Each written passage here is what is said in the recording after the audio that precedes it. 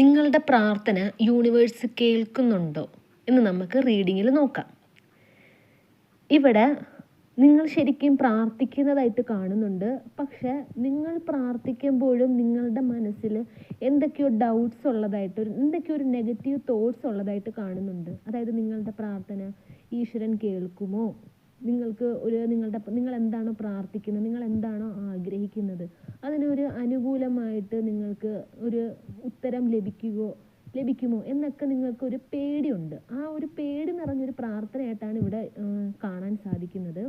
ഇവിടെ യൂണിവേഴ്സ് നിങ്ങളുടെ അടുത്ത് പറയുന്നത്, നിങ്ങൾ ക്ഷമയോടുകൂടി വെയിറ്റ് ചെയ്യുക.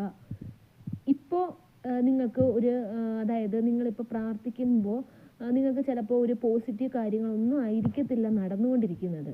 പക്ഷേ നിങ്ങൾ ആഗ്രഹിക്കുന്ന ആ ഒരു കാര്യം നിങ്ങൾക്ക് നടത്തി തരാൻ വേണ്ടിയിട്ട് യൂണിവേഴ്സ് ഇവിടെ വർക്ക് ചെയ്യുന്നതായിട്ട്, നിങ്ങൾക്ക് വേണ്ടിയിട്ട് നിങ്ങളുടെ ആഗ്രഹം നടത്തി തരാൻ വേണ്ടിയിട്ട് യൂണിവേഴ്സ് കുറേ കാര്യങ്ങൾ ചെയ്യുന്നതായിട്ട് കാണുന്നുണ്ട്.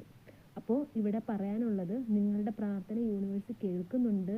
നിങ്ങൾ ആഗ്രഹിക്കുന്ന രീതിയിലുള്ള ഒരു പോസിറ്റീവ് റിപ്ലൈ തന്നെ യൂണിവേഴ്സിൻ്റെ ഭാഗത്ത് നിന്ന് നിങ്ങൾക്ക് താമസിക്കാതെ തന്നെ ഉണ്ടാകും. നിങ്ങൾ ക്ഷമയോടുകൂടി വെയിറ്റ് ചെയ്യൂ എന്നാണ് ഇവിടെ പറയുന്നത്.